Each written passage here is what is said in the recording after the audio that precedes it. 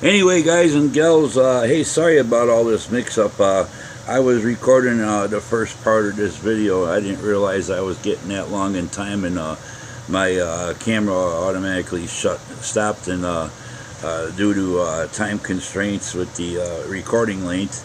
So then it started recording again, another video, and then another video, and all that. So I had to upload them so I could make room in my memory and do this final the ending to this video. But anyway, I cut off the overhead lights and everything, and thought I'd give you a quick view of the fully assembled and lit model and all that. And I was when it left off and cut out on me.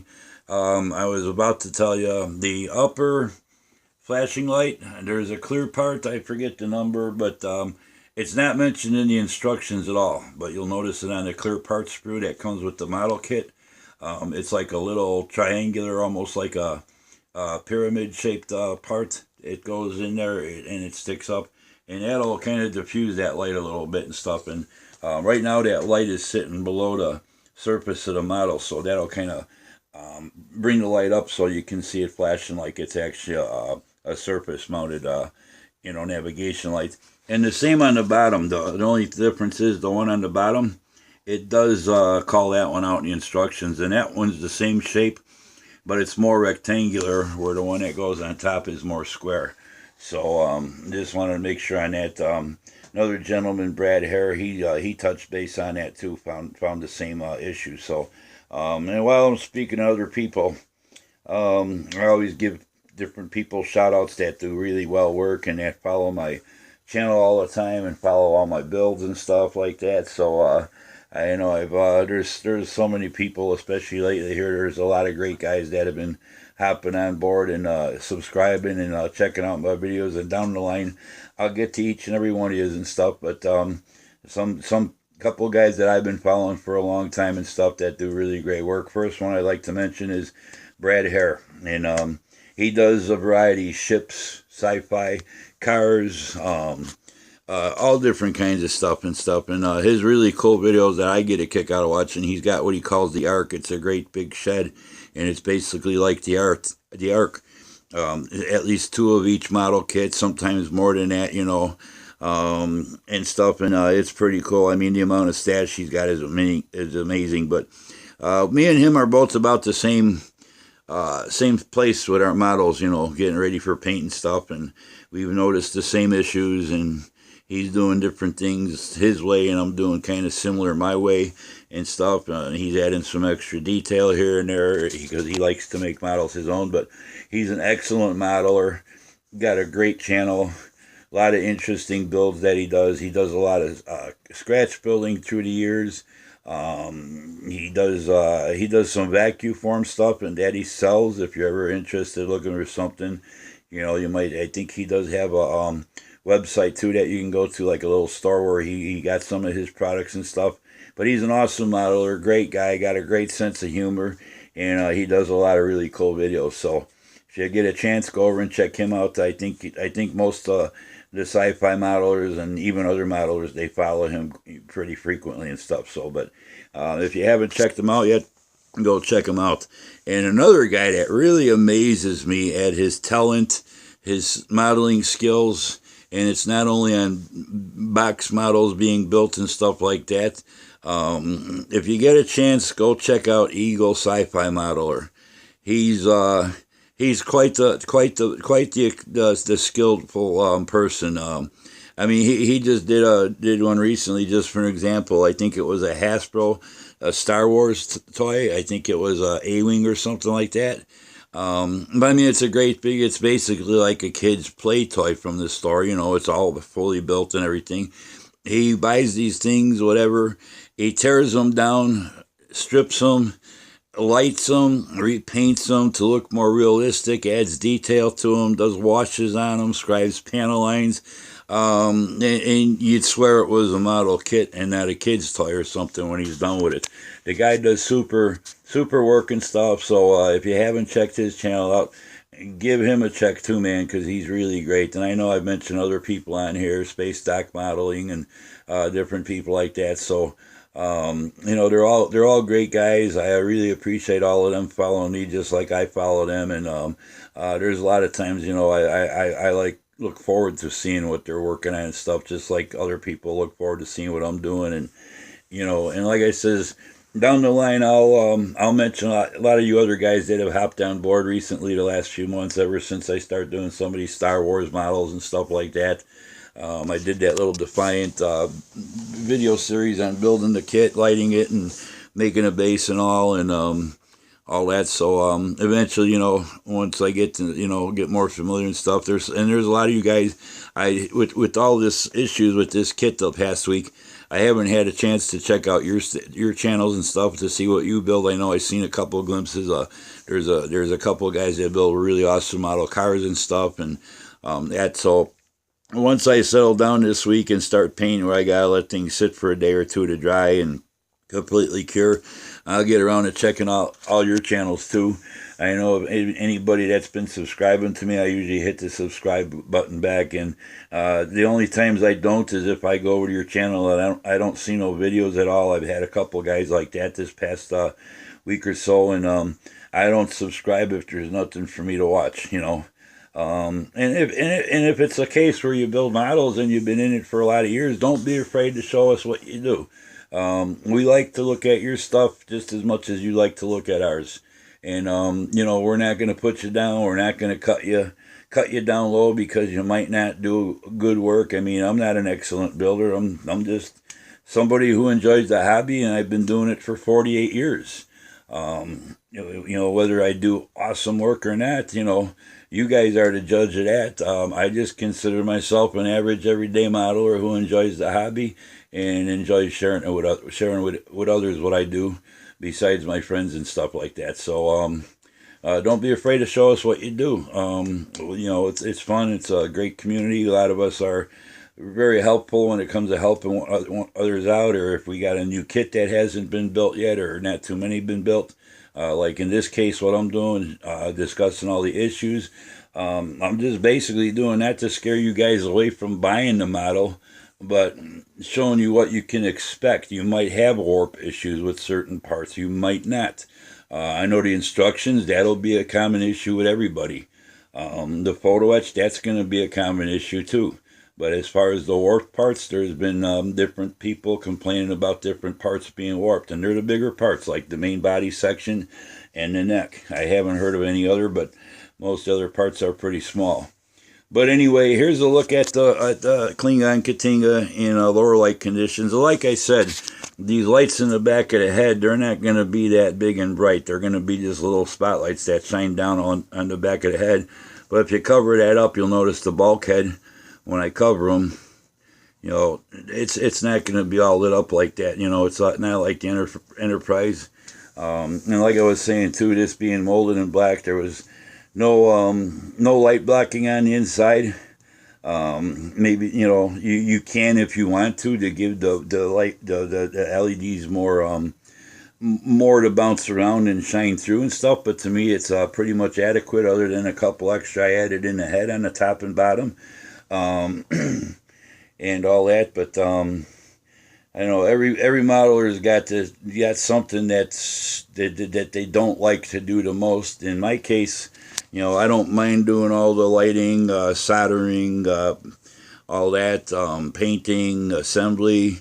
I don't even mind when it comes to filling seams and doing a little bit of sand. And my biggest issue is I don't like to do all the light blocking and stuff. You know, it's to me, that's the most time consuming. Make sure all the parts are okay. And you know, I know there's a lot of times you got everything inside, and then when you go and start putting your lighting in it and stuff, there's still areas where it shows through, mainly by like the locating pins and stuff, because the light likes to travel across the plastic, and you can't get in there and light block those too well, so you always got to do some work on the outside. But the main part of light blocking on the inside of a model, that's probably my biggest dislike about building kits. But once you get the finished product, it's all worth it in the long run and stuff. And you know, everybody's got their thing. I hear a lot of guys don't like the putty work and the sanding. Other guys don't like building models, but they love painting them. And I'll tell you what, this is one kit here. It's got a lot of colors in it, but as far as having fun with it. The Klingon ships, they're dirty old buckets of bolts and stuff, and you can go to town weathering these things, and you know, you don't have to be spot on with the paint because there's so many different variations of greens and stuff. It's gonna look, no matter what you do, it'll turn out looking great and stuff. And another thing I want to share with everybody before I call this video done and all that for the evening. I was reading someplace, because I was looking a lot of the paint callouts that they give you for the testers colors on the box.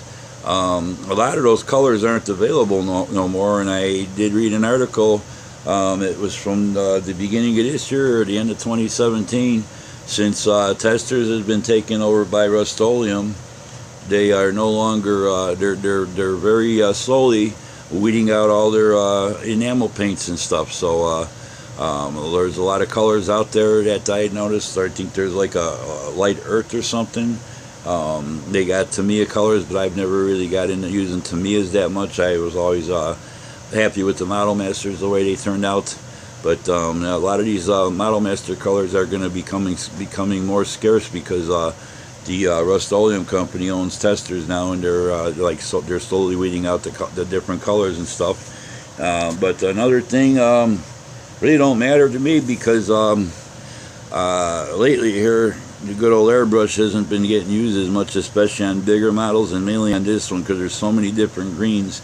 I do have the Model Master colors that I used on the 537 scale, and they're pretty much similar colors that you use on the Bird of Prey. But I've been using on bigger stuff the spray cans for $4, Rust-Oleum, the 2X coverage, the ultra cover. It's pretty much a paint with a primer all-in-one and stuff, and I've had excellent results. I don't have any issues with it cracking or you know, going on too heavy or splattering or anything like that.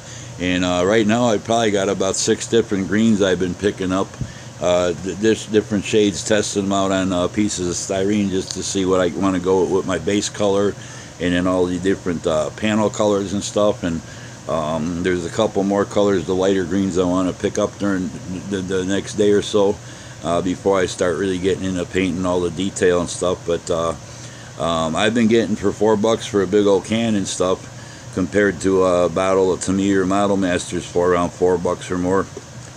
It's starting to get a little cheaper, and like I said, there's a lot more guys I'm seeing using the big old spray cans of Rust-Oleum, and especially now since it's compatible with plastic and other things like that too. It's no longer just, you know, for wood or metal. So anyway, and I have used it in small models, and I've used it. I've used the tester's flat dull, you know, clear dull coat. I've also used the gloss on it over it, and I've had no ill reactions where it started bubbling or you know, not compatible with the Rust-Oleum. So I don't care for the Rust-Oleum, like their clears, like their gloss, their satin, and their matte finishes and stuff. They are a little bit heavier, especially the matte finish is a little bit more heavier, and it gives you kind of a little bit of orange peel type effect. But I do use it like on my wooden bases and stuff in that, because it is cheaper and it's easier to use than like a brush with a can of urethane, you know, Minwax or something. So, but yeah, I've been having a lot of luck, and like we're always looking for cheaper ways. In fact, some of my bigger Star Trek kits, I think it was my 1000 scale refits and my 1000 scale Excelsior. I didn't use the Tamiya Pro White. I used the Duplicolor from an auto parts store. It's a bigger can, almost 3 times the size as far as ounces, and it was only around about $9 and stuff. And it's a Pro White. They call it white. They call theirs a white pearl. It's almost like the Toyota or GM color Pearl White, where you get that little iridescence look to it, like the blues, you know, little hues of blues, the certain ways you turn it and stuff.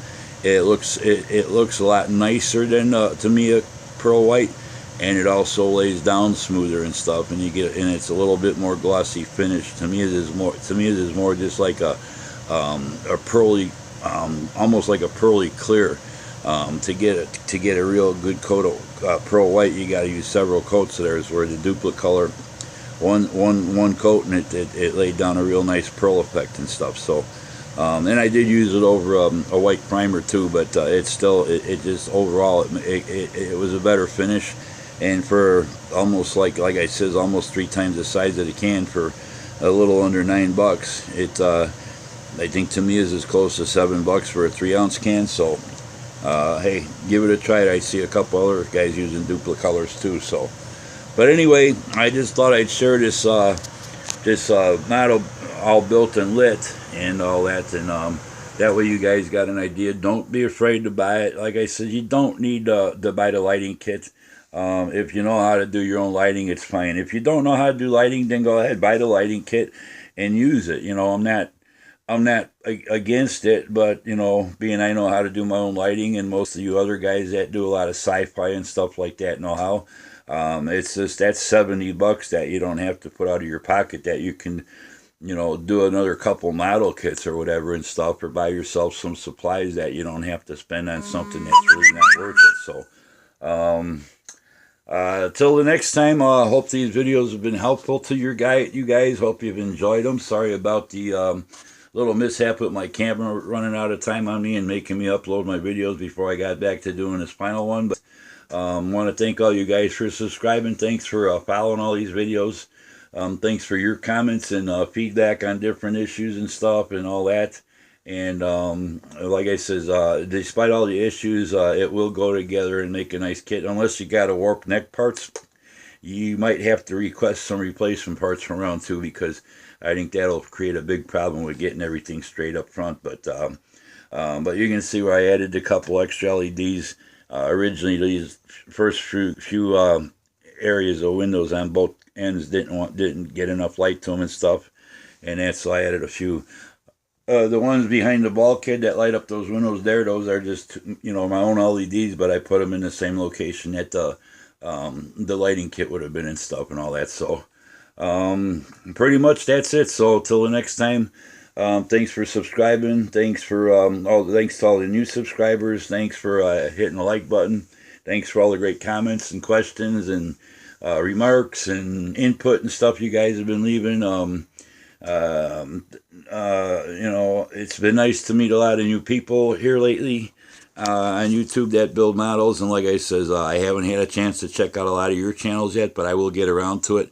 And I'll leave some comments just to let you know that I stopped by to check out your work and stuff. So till the next time, happy modeling. Again, don't be afraid to buy this kit, especially if you built the big refit and stuff. It's going to be pretty cool paired up next to that sitting on display. And also, I did the 350 Klingon Bird of Prey, and that one's all lit up too. So this is going to look nice having this together with that one also. So until the next time, happy modeling. You guys all take care. Have a great week, and we'll be seeing you soon as this is all painted up and everything. And anybody that's wondering, all those Star Wars dioramas and the little mini kits I've been doing, I just kind of set them off to the side. I wasn't planning on doing this just yet, but since I opened the box and found the issues and wanted to see what was going on, then I started building to see how things were going to work out. I just kept at it. So all that stuff will be gotten back to in the next, you know, in about a week or so. And I'll be doing some more videos on all that stuff to let you know how things are turning out, because a lot of stuff, some of it just needs bases. That Death Star attack diorama that I'm doing with the different kits combined to make a bigger scene. I got finally got the rest of my little model kits for doing that diorama in, so I'll be getting back to working on that. I got that Robert E. Lee big old steamboat. That's going to be a big kit. I got my LEDs ordered for that. I usually don't use warm white, because most of the stuff I use is the cool clear white. But I got the warm white for that because it's a 1800s time frame. And I had ordered some fiber optics to do the lighting on the outside walls around the different decks and stuff, and a couple other different things that I had, and planning on doing it on a water-based type diorama. And that, like it's going down the river and all. So that'll be a lot of fun. That's going to be my winter project, and I probably won't get started with that one till after the holiday. One thing about that kit, it is an older Lindbergh kit. I think the last time it was put out was 2007. There's a lot of parts, a lot of detailed parts, especially with all the railings and stuff like that. There's very little flash. And the parts, you know, I haven't seen any warpage issue or broken parts. There's not even any parts that fell off the trees because I have removed some from the plastic bags and stuff to check out. That's going to be fun doing all the lighting, whatever else I can fit into it and stuff to bring it to life and all. And all that. And I still got my 1/44th scale Millennium Falcon to do and a little diorama with the advanced TIE Fighter set that I picked up, and that I got a couple other kits. I got the 1989 re-release of the Batmobile, the one that Round 2 just put back out with the little resin Batman figure and stuff. I'll be doing some lighting on there, whatever I can, and stuff like that. So I got quite a few projects coming up. So I'll be keeping busy during the winter months, and I'll be keeping everybody busy watching videos and stuff like that. And I'll be checking out yours at the same time. So till the next time, you guys all have a great one, and we'll be talking to you soon. Bye.